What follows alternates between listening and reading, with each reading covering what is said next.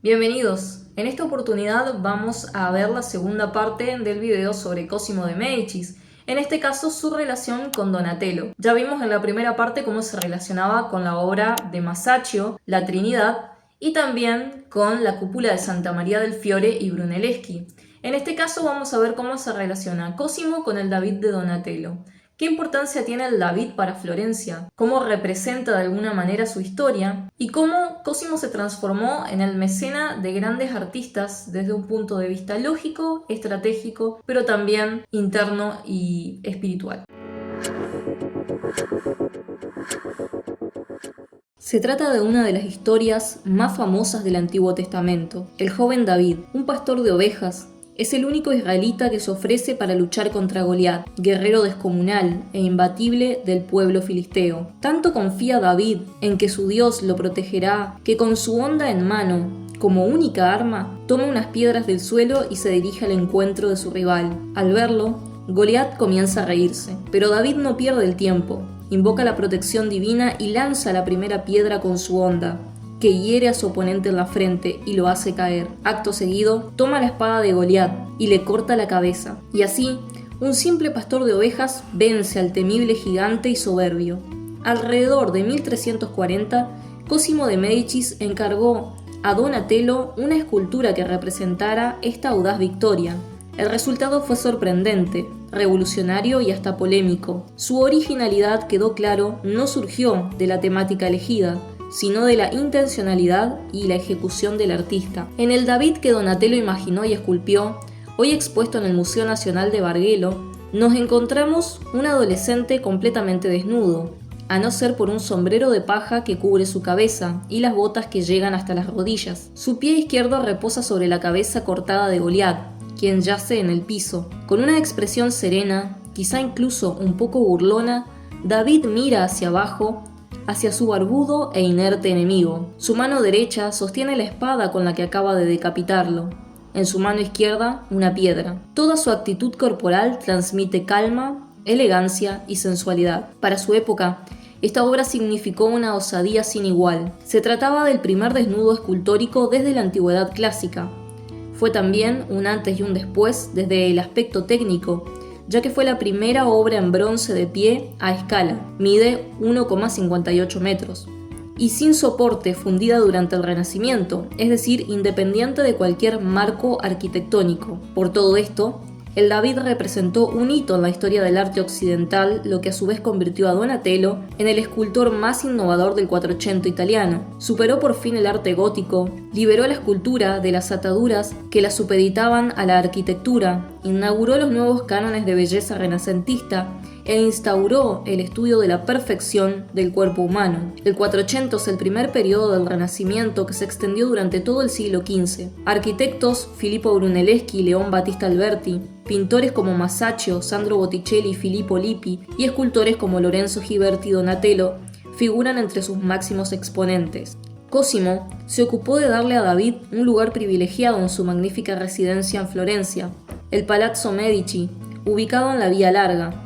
Fue diseñado por Michelozzo con un estilo más bien modesto, un atributo que el líder de la familia valoró especialmente a la hora de elegir el proyecto definitivo. En cambio, sus verdaderos y opulentos tesoros residían en su interior, en un encantador y elegante patio interior, con arcadas y pilares que sostenían una serie de arcos. Había bustos clásicos, estatuas, columnas, inscripciones y sarcófagos romanos, incluidos el ataúd de piedra del siglo IV, utilizado para el primo del tatarabuelo de Cosimo, Guccio de Medici, quien había sido gonfaloniero en 1299. Esa exaltación del individuo es evidente en el David, pero se potencia todavía más cuando se reconoce la oda del artista a sus mecenas. El sombrero de paja que lleva el joven protagonista no es uno cualquiera, sino un símbolo típico de los campesinos florentinos. Incluye además una corona de hojas de amaranto, alusión directa a los héroes de la mitología griega. Es decir, la obra no fue concebida para cumplir una función religiosa, sino con una clara intención propagandística. Se supone que Donatello quiso inmortalizar la valentía de los Medici, en concreto de Cosimo, para enfrentar a las futuras fuerzas opositoras, fuesen enemigos internos como los Albizzi o externos como Nápoles o Milán. La leyenda sobre la base de la escultura lo confirma: a los que valientemente lucharon por la madre patria. Los dioses darán su ayuda incluso ante los más terribles enemigos.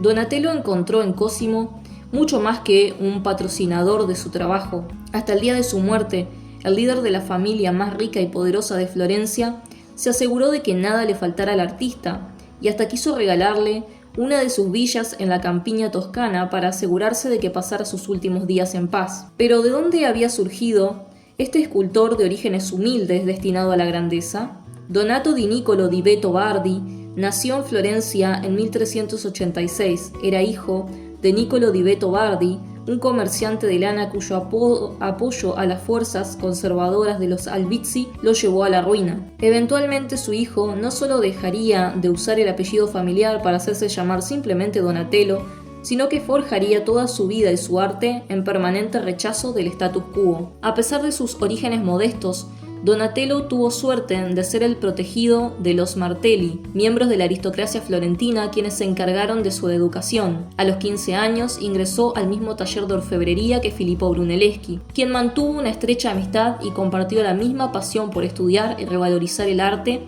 y pensamiento clásicos. Tampoco estaba interesado en el dinero. Según Vasari, su despojo era tal que cuando llegó a tener su propio taller dejaba lo que le pagaban en una cesta de la cual sus aprendices y ayudantes podían tomar libremente lo que necesitaran sin dar explicaciones. Esto no significa que no se le atribuyera valor a su arte. Por caso, en cierta ocasión, habría tirado un busto recién terminado desde una terraza que se estrelló en 1000 pedazos sobre la calle cuando uno de sus clientes puso en duda el precio de su obra. Aunque la idea de convertirse en un animal político no lo hubiese seducido de joven, Cosimo de Medici llegó a la conclusión a los 45 años y exilio de por medio de que la única manera de asegurarse una vida próspera y tranquila para él y su familia sería mediante el control total del gobierno de Florencia.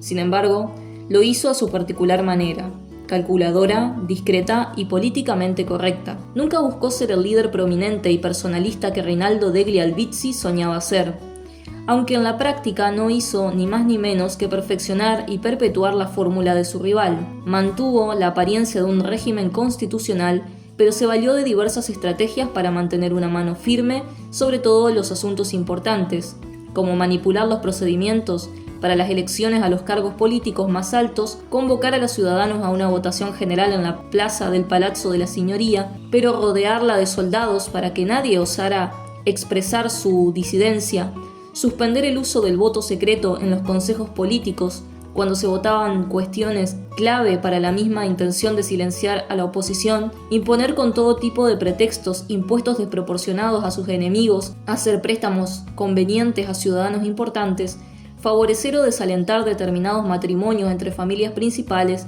y hasta mantener un oído atento a las voces del popolo, infiltrando espías en comités de distritos y cofradías religiosas locales. La idea de patronazgo aplicada a la política resulta muy interesante y se complementa a la perfección con la preponderancia que Cosimo le dio a su rol como benefactor de las artes. No se trataba de un pasatiempo, sino de un trabajo de tiempo completo. Casi el 70% de las cartas sobrevivientes de Cosimo implica solicitudes de mecenazgo por parte de los ciudadanos florentinos o de sus clientes bancarios del extranjero, y aunque dominaba personalmente la política de Florencia, sus decisiones a la hora de elegir qué tipo de artista apoyar y qué tipo de obras encargar estaban profundamente marcadas por la búsqueda de un lenguaje visual que exaltara la libertad y la independencia. Nunca fue considerado ni se vio a sí mismo como un humanista puro, pero se rodeó de ellos, no solo desde su rol de mecenas, sino como un verdadero amigo. Uno de sus mayores placeres era pasar tiempo debatiendo ideas y lecturas. Su tema de conversación preferido era la filosofía, especialmente la neoplatónica, con personajes como Niccolò Niccoli, Carlo Marsupini, Poggio Barciolini, Leonardo di Bruni e incluso Ambrogio Taversari, vicario general de la orden camaldulense y erudito formidable. Todos eran figuras prominentes y en extremo respetadas de la ciudad. Niccoli, por su caso, llegó a acumular una colección de 800 libros, muchos de ellos viejos manuscritos provenientes de los archivos olvidados de un monasterio europeo y de Medio Oriente. Como propulsor de alguna de las comisiones artísticas y arquitectónicas más sublimes del siglo XV, a veces se subestima otra faceta igual de relevante del extenso y prolífico mecenazgo de Cosimo,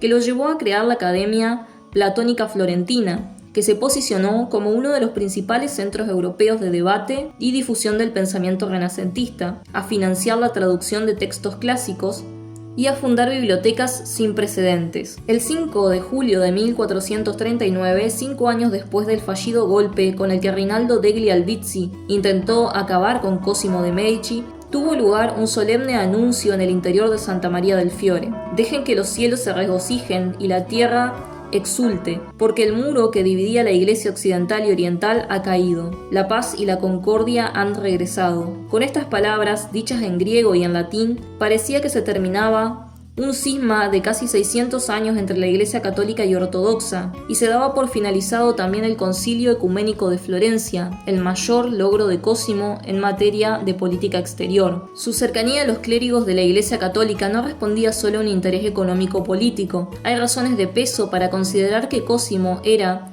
como su padre, un fiel creyente. Según su amigo Vespasiano de Bisticci, la reconstrucción del convento de San Marcos fue el resultado de un intercambio con el Papa Eugenio IV en un monasterio en el que Cosimo se encontraba muy preocupado por su alma. En más de una ocasión se lo cuestionó sobre sus excesivos actos de generosidad y Cosimo respondió: «Nunca le podré dar a Dios lo suficiente como para anotarlo en mi registro como deudor». Cosimo no solo buscó consuelo en Dios, sino también en la filosofía. En una de sus últimas cartas a Marsilio Ficino contaba: «Ayer llegué a la villa Carreggi, no para cultivar mis campos, sino mi alma. Ven a nosotros, Marsilio, lo antes posible. Trae contigo el libro de nuestro Platón. Supongo que ya lo has traducido del griego al latín, como prometiste. No deseo nada más que conocer el mejor camino hacia la felicidad». El contacto con la naturaleza debe haberle traído algún tiempo de paz.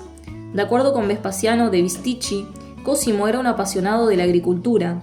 Tanto amaba la campiña toscana que en 1451 mandó a construir una nueva villa en Cafaggiolo. Si bien no dejó un testamento antes de morir, Cosimo tuvo al menos dos peticiones. La primera, que su funeral fuese llevado adelante de manera sencilla y austera, aunque el gobierno de Florencia dispuso que su ataúd llevara la inscripción Pater Patriae, Padre de la Patria, un antiguo título honorífico romano. Su segunda solicitud fue que su familia le diera asilo en Cafaggiolo a su querido Donatello, quien por entonces tenía casi 80 años y sufría una ceguera cada vez más grave. El artista le dio una oportunidad a la vida de campo, pero nunca se sintió a gusto allí. Entonces los Medici le brindaron a cambio una pensión semanal para cubrir sus frugales gastos en Florencia. Como amigo y sirviente de la familia Medici, escribió Vasari, Donatello vivió despreocupado y feliz todo el resto de su vida. El artista murió el 13 de febrero de 1466 y fue enterrado en la Basílica de San Lorenzo, justo debajo del altar, una posición honorífica semejante a la de Cosimo, fallecido 2 años antes y enterrado en la misma iglesia. Se dice que, fiel a su despreocupación por asuntos financieros, dejó más de 30 florines pendientes de pagar por el alquiler de su taller, donde siguió trabajando hasta casi el final de su vida, a pesar de sus impedimentos físicos. En cambio, su mecenas dejó una herencia magnífica en cuanto a posesiones materiales. El Banco Medici nunca registró ingresos más altos que cuando estuvo a su cargo, pero su legado incluía también un enorme y complejo interrogante: ¿cómo se implementaría una sucesión por sangre de un rey que nunca tuvo trono ni corona, y que intentó por todos los medios jamás presentarse como tal? Ese sería el desafío crucial y vital que iba a enfrentar Piero il Gottoso para mantener a flote el imperio familiar. Hasta acá la historia de Cosimo de Medici, el Pater Patriae. En el próximo video te voy a contar la historia del Medici más infravalorado, Piero de Medici, apodado Il Gottoso. Suscríbete, dale like, toca la campanita, ya sabes, y te espero en la próxima historia de arte.